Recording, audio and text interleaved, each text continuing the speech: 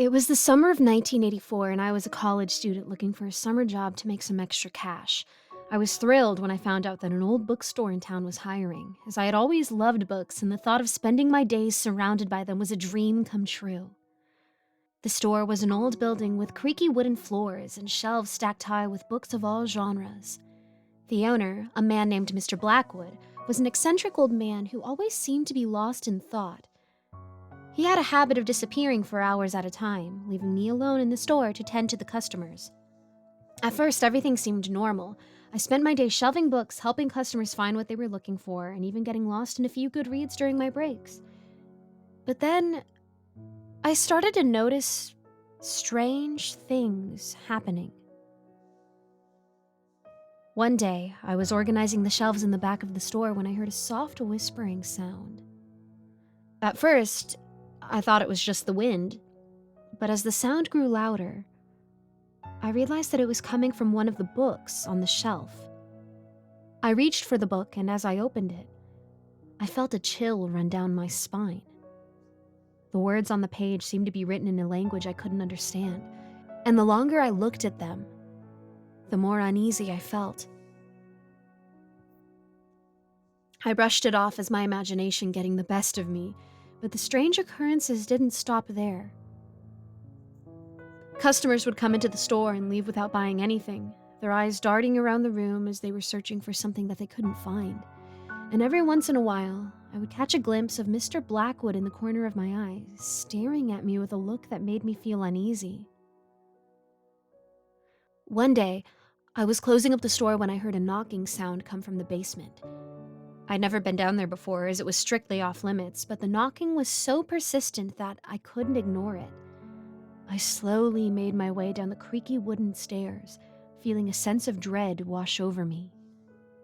As I reached the bottom of the stairs, I saw something that made my blood run cold. The basement was filled with old books stacked haphazardly on the shelves. But there was something different about these books.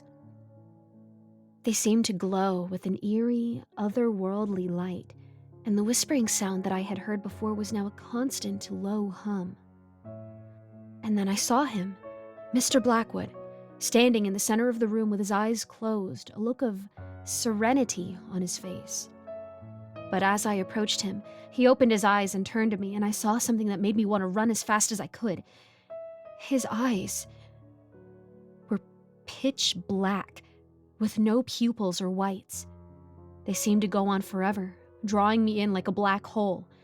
And then he spoke. His voice was low and raspy, but it seemed to echo through the entire basement. "You've seen too much," he said. "You know too much." I didn't know what he meant, but I knew that I had to get out of there. I turned and ran up the stairs, the sound of Mr. Blackwood's laughter echoing in my ears. When I got outside, I saw the sun had set and the sky was dark. I looked back at the store, and I could see a faint glow coming from the basement windows.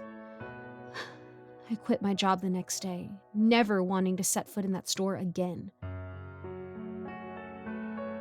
For years after that experience, I tried to put it out of my mind. I never spoke of it to anyone, not even my closest friends or my family members. But despite my best efforts, I couldn't shake the feeling that something was off about that old bookstore and about Mr. Blackwood. It wasn't until years later, when I was visiting my hometown, that I found out what had happened to the store. I was walking down Main Street when I saw a new storefront where the old bookstore used to be. Curious, I walked inside and asked the owner about the previous business that had been there. The owner looked at me with a sad expression and told me the old bookstore had closed years ago. Apparently, Mr. Blackwood had passed away suddenly and without any family to claim his belongings or the store. The owner of the new business had purchased the property from the estate and had opened up a new store in its place. As I walked out of the store, I felt a sense of relief wash over me. Maybe it was all just coincidence, and Mr. Blackwood was just a strange old man with some eccentric habits. But as I turned the corner, I saw something that made me stop dead in my tracks. In the alleyway behind the old store, I saw a faint glow emanating from the basement windows. It couldn't be, I thought to myself. But as I got closer, I realized that the glow was real. And then I heard it. The same low hum that I had heard in the basement years ago. I knew that I should run, that I should get as far away from that alleyway as possible. But something inside me compelled me to investigate. I cautiously made my way to the basement window, peering inside. What I saw made me want to scream. The basement was exactly as I remembered it, with stacks of old books and that eerie glow. But there was something new. In the center of the room, there was a figure. It was hunched over, its back to me, and I could hear it whispering something in a language that I didn't understand. I knew that I had to leave, that I couldn't stay there any longer. As I turned to run, I heard a low, raspy voice behind me. "Welcome back," it said. "I've been waiting for you." I didn't look back. I ran as fast as I could, my heart pounding in my chest. As I emerged from the alleyway, I could hear that same laughter echoing through the night, and I knew that I would never truly escape the horrors of that old bookstore or the darkness that lurked within it. I couldn't shake the terror that had gripped me since my encounter with Mr. Blackwood's bookstore. I tried to keep myself occupied with work and hobbies, but the fear never left me. I even considered therapy, but I couldn't bear the thought of reliving the trauma of that night. One day, while visiting my parents in my hometown, I decided to tell them about my experience. As I began to recount the events of that night, my mother's face grew pale. "Oh my Lord," she whispered. "I remember that bookstore. I used to walk past it every day on my way to work. I always felt like something was off about that place." My father nodded grimly. "I remember hearing about Mr. Blackwood's death. It was all over the news. They never found any family members to claim his belongings or the store." As we talked, I couldn't shake the feeling that something was watching us. I felt as though I was being suffocated by the darkness, as though I was back in that basement again.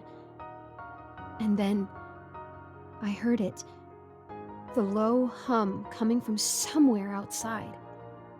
We all froze, listening intently.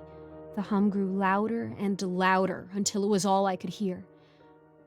And then I saw it, a faint glow coming from the window of the spare bedroom. My heart racing, I made my way to the window, peering inside. The room was empty, except for a stack of old books in the corner. But there was something different about these books. They were covered in a strange, shimmering substance, and I could feel their malevolent energy pulsing through the glass. That's when I heard the footsteps. Heavy, lumbering footsteps coming from the hallway. I turned to run, but it was too late. The door to the spare bedroom burst open and a figure stepped out. It was Mr. Blackwood, his eyes glowing with an otherworldly light. He laughed that same horrible laugh, and I felt a cold hand close around my neck. "You can never escape me," he whispered. "You and your family are mine forever." I woke up screaming, drenched in sweat. It took me a moment to realize that it had all been a nightmare. But as I sat there, gasping for breath, I knew that the terror of that old bookstore would never truly leave me.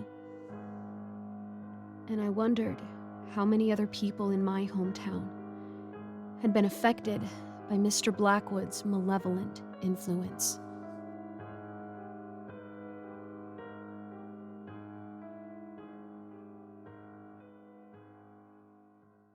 Hi everyone, it's me, Michelle Renee, but you're welcome to call me Giggles. Thank you so much for watching the video. I just wanted to give a quick shout out to my patrons: Eric Cifuentes, Andrea Sanderson London, Lawrence Wallen, Geek Sanctuary, and Melissa Perez.